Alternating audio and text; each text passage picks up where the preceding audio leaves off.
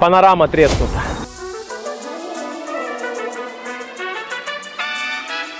Да на самом деле это просто дизайн такой, это не ржавчина. Вы приехали на пати? Нате! Даже не знаю, получится ли спасти этот статор или нет. Все в жесткой коррозии. Вон там. Ужас, что происходит.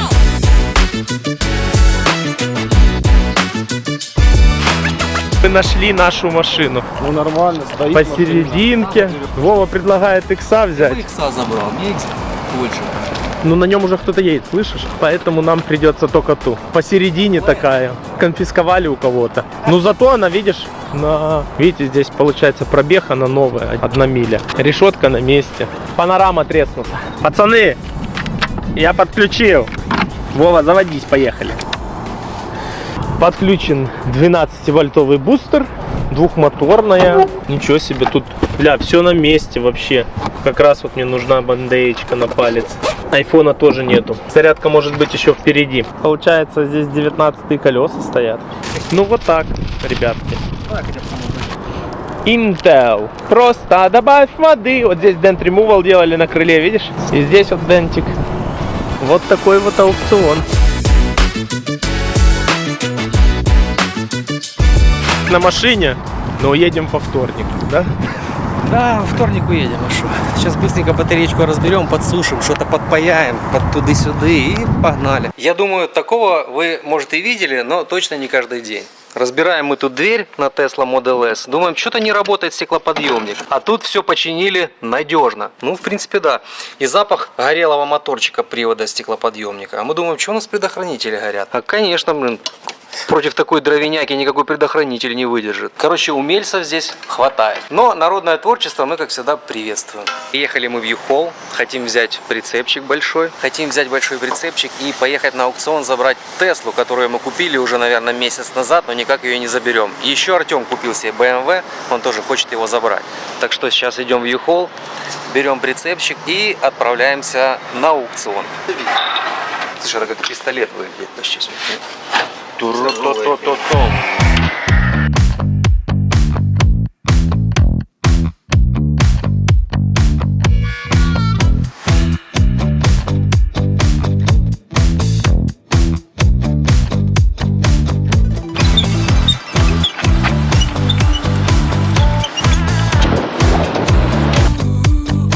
Left, right. Все, прицепчик взяли, едем на аукцион.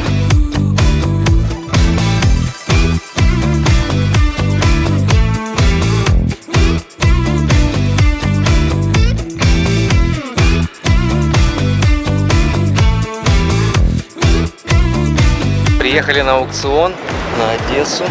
Пойдем искать нашу машину. Надеюсь, с ней все в порядке и никто ничего плохого с ней не сделал. Сейчас заодно пойдем посмотрим еще парочку машин, пока Коля едет, подъезжает сюда. Он везет Audi белую, мы ее тоже на аукцион выгоним. Возможно, продастся, потому что что-то она застоялась у нас давно уже.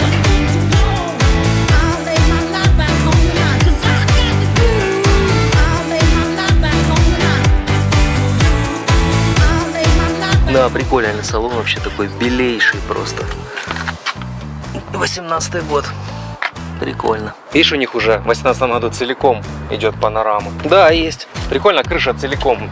Нет люка уже. 18-й год, красивая машина. Прикольно. Саша ведет нас посмотреть еще какую-то машину. Бля, ну это, конечно, жесть. Вот это, блин, какая-то такая, извините меня, скотина сделала. Ну вот зачем это делать? Это просто, это кто-то вот так вот брал и херачил. Она разряжена, наверное, просто. Что там хоть внутри? Да вроде ничего так. Не, она обесточена. Сабля чуть оторвалась, но это мелочи жизни. Ковра внутри не видно. На пружинах. Не, ну его можно подтачапить, подполировать, и будет не так сильно видно, но видно будет. Его можно заполировать, оно будет чуть меньше видно. Опять же, вопрос цены. Смотря сколько оно будет стоить. Если ты ее будешь продавать в итоге подешевле, да, то как бы и предложение будет. А если она станет дорого, тогда как бы это будет сложно. А в остальном она ничего такая. Саша ведет нас к Теслам. Они здесь как-то кучкой стоят. Видишь, машина со светлым салоном, с открытым окном стоит.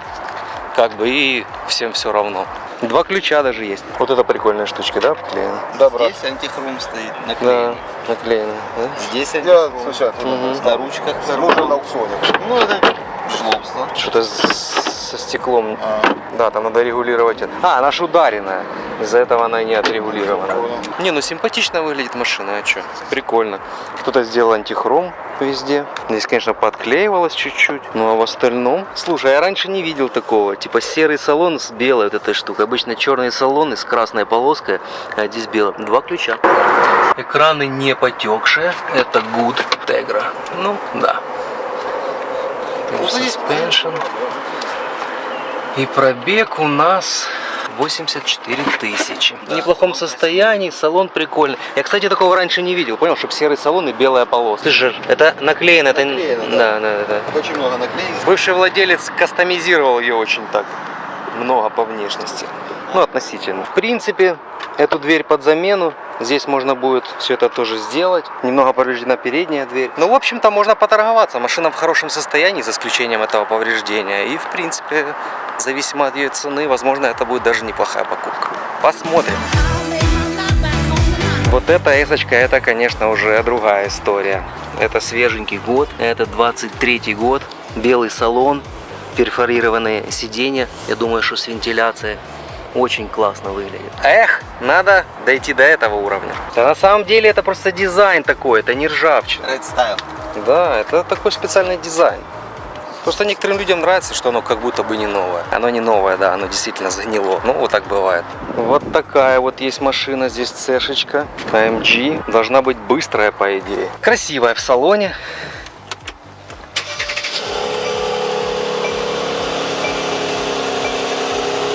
Я не знаю, вроде красиво выглядит, но как-то, не знаю, как-то наляписто все, что ли, уже кажется. Может быть, время прошло, а может, я уже к чему-то другому привык. Не знаю, как это объяснить, но вот тот плейт с белым салоном, который я видел там несколько минут назад, мне кажется гораздо круче по дизайну, чем вот это вот все. Но, короче, это все вкусовщина, такое дело. Кому нравится, кому что другое нравится. Короче, как говорится, на вкус и цвет все фломастеры у всех разные. Пойдем дальше. О, прикольно, электрический Mercedes AQB. А ну поглядим, что у нас внутри здесь.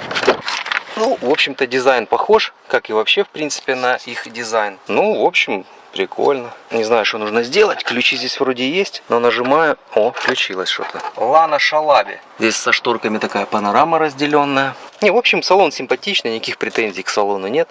Все на любителя, но как бы все прикольно. Интересно, какой у него запас хода, как он едет, какие характеристики. Вообще я ничего про него не знаю. И что-то он, если честно, по-моему, не включается. Окей, если... Ага, здесь вот ручечка здесь. А как don't forget your key? Ну вот же key. Вот мои key.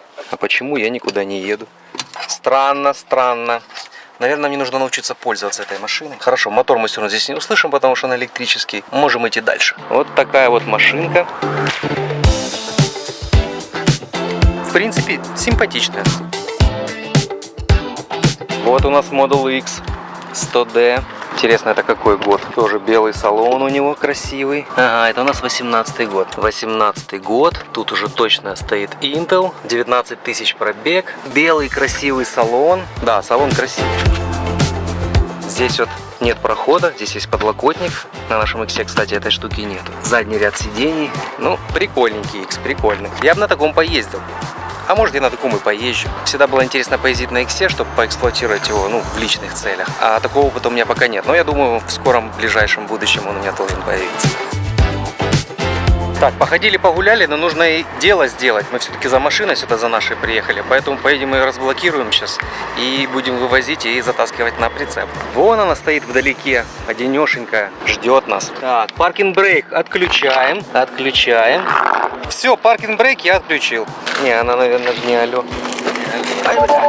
Там так тепло внутри. А, вот эта штучка, Саша мне обещал ее подарить. Ага. Магнитик. Я ее точно так же себе прицеплю. А может даже болтом изнутри прикручу. Это у нас 15-й год. Ну видишь, дисплейчики не потекшие. Да. Все гуд. Она уже в сервис-мод, кто-то ее ввел. Такая вот машинка. Мы посмотрели в багажнике, здесь нет лифта. Но как бы в принципе больше ничего здесь нет. Ни зарядки, ничего нету. Но она не в тоу-мод. Странно, она была подперта камнями, но она... И тут как-то что-то все не так, как тоу-мод вот здесь должен быть в сервис. Не так, как должно быть, да? А да. Вот он тоу-мод. А, он просто... Вот мы его не без ключа, мы его не включим. Все. Все пропало. Бустер закончился. Ну да, он ее нам вытащит, а там мы, если что, разблокируем все стандартным способом. Такая вот машинка. 70-ка, двухмоторная. За ту цену, за которую мы купили, она очень-очень неплохая. Там треснутая панорама, вернее, даже не панорама, а треснутый люк. Но у нас есть люк целый на доноре, на 60-ке, который у нас есть в шабе. Поэтому, если что, перекинем люк и будет все окей.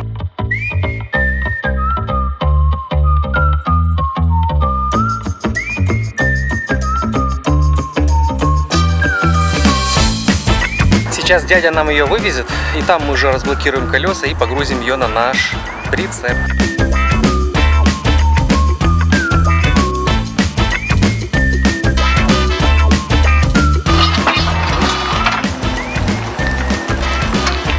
Thank you.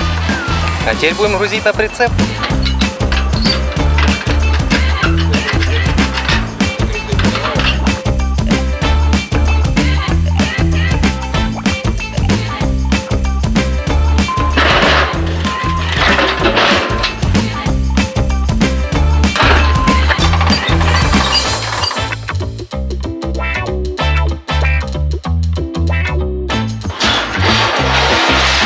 Ну все, машина на прицепе, везем ее в шап.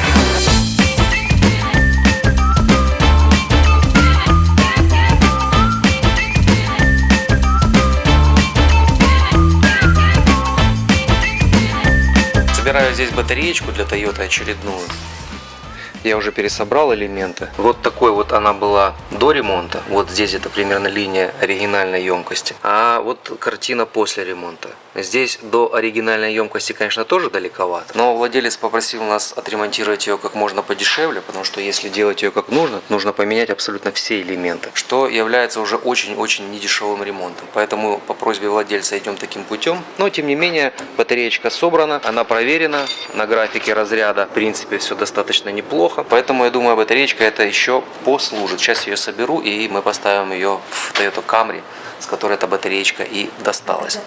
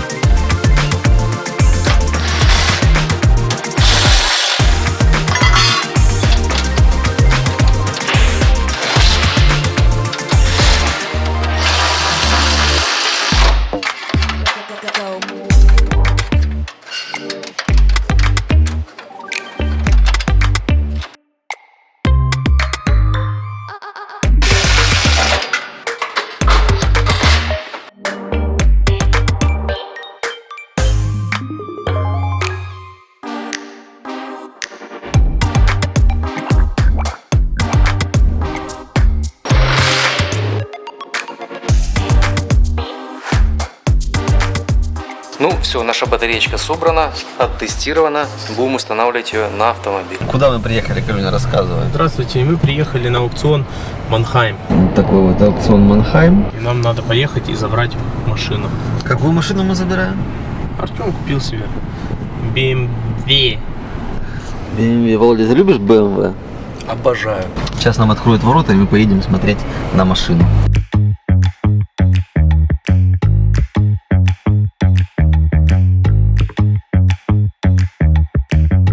Ну вот мы уже заехали в Манхайм. Только лишь есть одно но. Пустили только меня. Ну, вот я возле твоей BMW. Я тебя пока не вижу. Ну, я зато вижу себя. Артемий, вот она есть. Твоя бэха. Заднему колесу тут, как я понимаю, алло. Или не алло. Оно странно стоит, но вот так. Сейчас буду пытаться заводить. Сейчас мы будем пробовать заводить автомобиль. Как открывается капот у BMW? Нужно дернуть за ручку 2 раза. 2 раза за ручку. Да. Второй раз. Но мне кажется, что тут это... Тосол брызгал. Это ж надо заводить. Подожди, это мне надо поставить ногу на педаль тормоза сразу, да? Да. И нажать поцарапанную кнопочку. Нет, она не хочет заводиться. Она делает GG, ей не хватает бустера. Все, завелась. Сейчас будем убирать ошибки. У тебя немножко есть ошибок. Чуть-чуть. Я понимаю, сколько их там. Хорошо. Окей. Ну вот так вот примерно выезжаем. Артем звонит уже 200 раз. Наверное, думает, что происходит, Коля. А происходит то, что ехать невозможно. Просто вот так вот качусь. И никуда мне от этого не свалить. И не убежать. Не получается. Будем выворачивать по-другому, значит. Да, конечно, это уникально. Как мы едем. Так, теперь сюда. Просто машина вообще на пузе лежит. Ничего вообще не сделать. Тут нету миллиметров. Вот так вот еду по миллиметру. Выгнали вот Lexus. BMW так и не забрали. Сейчас бегу за ней. Будет Sprinter Run. Много машин. Включусь уже возле BMW. А бежать мне примерно до конца. Дядя осматривает машину, 7-ерочку красивую. Лежит она все-таки на пузе, она не поднялась. Я не смог Коля запустить сам, потому что его не пустили. Никого кроме него не пустили вовнутрь за машиной, но она доехала сама своим пешком до выезда. И мы ее забираем. Сейчас будем тогда грузить, неизвестно как, но мы погрузим. Одна фара помененная, вот та фара помененная, это старая такая, потресканная чуть, потому что был майнерный инцидент с левой стороны. Лоурайда. Наши звездные друзья. Расскажите, ребята, как вам? Вы приехали на пати? Нате. Оп. Видишь? Теперь мы сейчас будем этим уже пользоваться. Да, мы так и сделаем. Давай, потихоньку. Видишь? Не. Оно не... Во-первых, стой. Во-первых, башмак надо то колесо переставить. Давай потихоньку. Давай потихоньку. Давай. Стой. Здесь близко, но надо чуть-чуть левее руля. Вот так. И потихоньку едь. Буксует, потому что нам на машину поднимать эту фигню. Вов. Не, давай поднимай. Давай. Потихонечку. Давай. У тебя хорошо получается. Давай этот блок прикрутим, чтобы прицеп не развалился. Заберите, пожалуйста. BMW нелегкий автомобиль. Николай. Очень тяжелый автомобиль. Но я думаю, это Вас снимает скрытая камера. О, смотрите, пожалуйста, альтернативное вылазение из машины. другого пока нет. Вот так примерно Артемий. Машинка поднялась. Приехали и здесь на месте пощупали тум-тум. И поднялась машинка. Завтра уже будем загружать. В общем, имеем мы вот такой вот мотор задний с Tesla Model S. Это большой мотор спорт. Мы на той машине, откуда сняли этот мотор, мы поставили другой, тогда заведомо рабочий, с донора. А этот мотор, что он как бы показывал, как он себя вел. То есть он сопротивление по изоляции, в общем, через систему он не показывал низкое, но постоянно были какие-то проблемы со стороны инвертора. То есть то энкодера он не видел, то показывал температурный датчик, какие-то странные данные. И еще на машине светились буковки, когда включаешь драйв, реверс, нейтрал, они когда ты включал драйв, они светились красным. То есть сразу же у нас было подозрение, что у нас попала вода в инвертор. Ну, точнее не вода, а антифриз в инвертор, как это иногда бывает с этими моторами. Я уже снимал эту крышку сверху инвертора, инвертора. Я увидел там, конечно же, антифриз, но мы дальше не разбирали, потому что были другие дела. А сейчас я хочу разобрать этот двигатель полностью, этот мотор, разобрать полностью и отдефектовать его. Посмотреть, повреждены ли платы на инверторе, посмотреть, какое сопротивление у статора, то есть немножечко его обследовать. И я буду надеяться, что мы все-таки сумеем спасти этот мотор и будем использовать его на другом автомобиле. Потому что моторы — это очень ценно, их не так много и их достаточно сложно и недешево покупать. Поэтому будем стараться ремонтировать. Мы сразу видим здесь следы коррозии, немножечко с антифризом. То есть вот здесь внизу собирался антифриз. Плюс еще, вот как раз низ мотора, мы видим, что здесь вот в антифризе все, проводка в антифризе. И я буду надеяться, что сами платы не повреждены, а что проблема где-то в коннекторах. Что-то, может быть, подгнило, где-то потерялся контакт, и вот такое вот поведение мотора было. Я сейчас для начала сниму полностью инвертор, отложу его в сторону, рассоединю инвертор и статор и отдельно померяю статор на сопротивление. И буду надеяться, что сопротивление изоляции статора будет нормальным. Потому что если со статором проблемы, ну, как бы статор не в коротком точно, какое там сопротивление изоляции я точно не знаю. Так что я хочу убедиться, что там с сопротивлением изоляции все в порядке.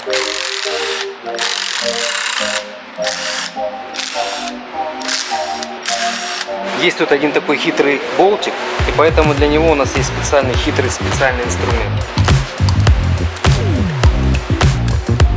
Сейчас я отсоединю от жгута датчики температуры. Некоторые здесь находятся, некоторые уходят в статор. И буду откручивать вот эти внутри болтики, чтобы снять инвертор. И я немножечко еще разверну мотор вертикально, чтобы снимать инвертор было удобнее.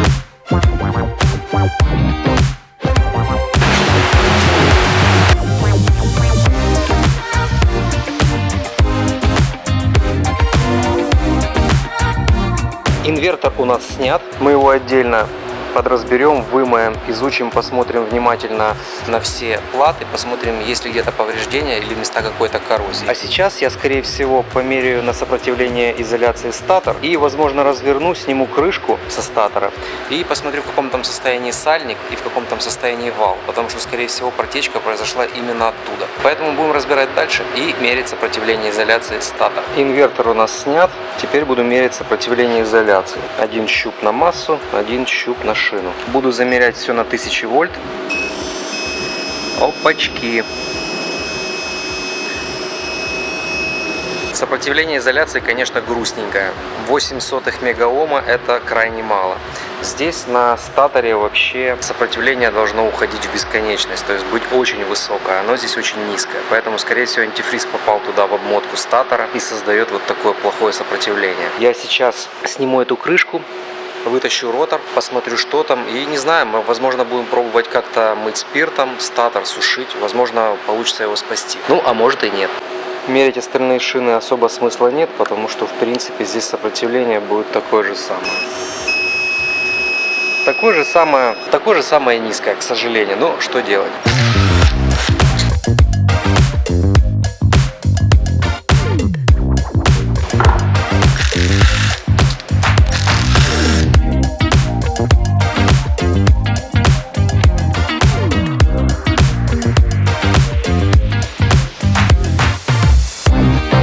Вот так у нас здесь, в том месте, где сальник. Есть определенная выработка на валу, но так, чтобы какая-то она особо большая. Я не знаю, сейчас сниму крышку и вытащу ротор.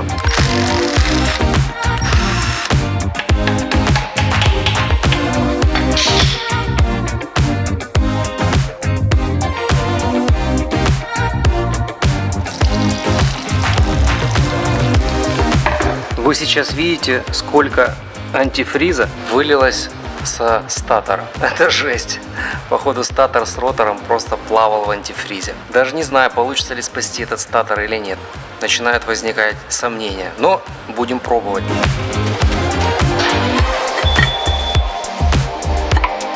Ого!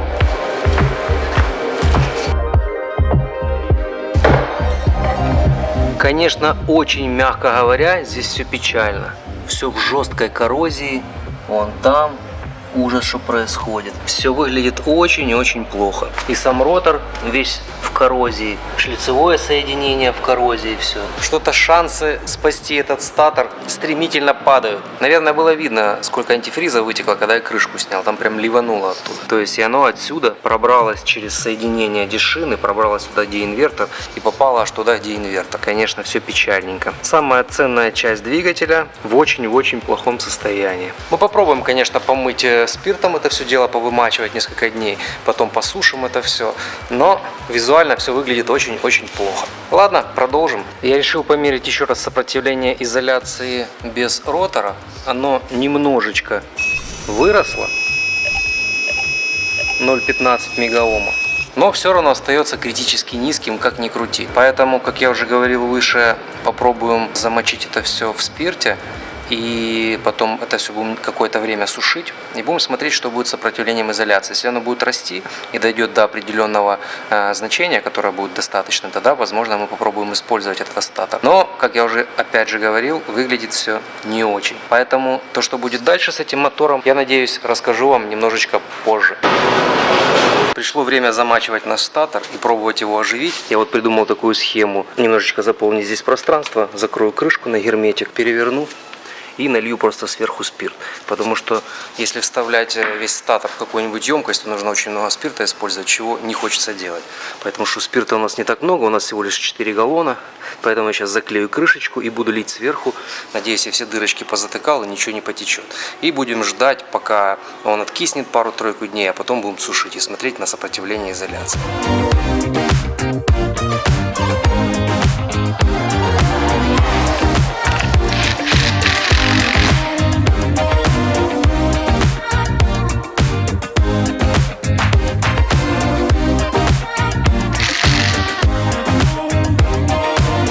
Теперь я подожду, пока немного высохнет герметик, переверну его вот в такое вот положение и буду наливать спирт. Герметик у нас уже немножечко подсох.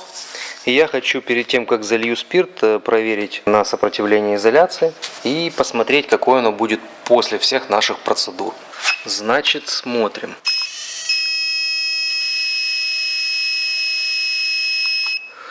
В общем, сопротивление изоляции у нас приблизительно 350 килоом. Запоминаем это. Использовать будем 99% изопропиловый спирт. Вот такой вот.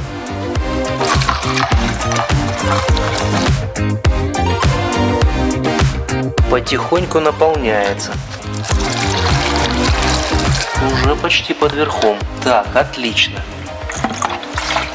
Не знаю, видно ли на камеру, но у нас уже почти под самым верхом, почти под самым сальником стоит спирт. И хорошо, что я туда положил 4 бутылки с водой, которые где-то около 2 литров сэкономили нам спирта. И у нас, в принципе, влез, галлон. То есть 3,6 литров влезло. А так влезло бы 5,5, наверное. Поэтому, в принципе, неплохой метод. Вроде бы герметик нигде не течет. Во всяком случае, пока. Поэтому я сейчас накрою это дело крышечкой. И будем ждать. И через 2-3 дня, я, наверное, думаю, мы спирт сольем и будем сушить еще пару-тройку дней какой-нибудь лампой мощной. А потом будем мерить сопротивление изоляции и надеяться, что оно вырастет и станет достаточным для того, чтобы использовать этот статор. И на основе этого статора собрать один из моторов вот для вот такой вот, вернее, не для такой вот, а именно для этой машины. Потому что она сейчас у нас стоит без мотора и, естественно, никуда не едет. Поэтому увидим, что будет с этим мотором в следующих сериях. Всем спасибо за внимание.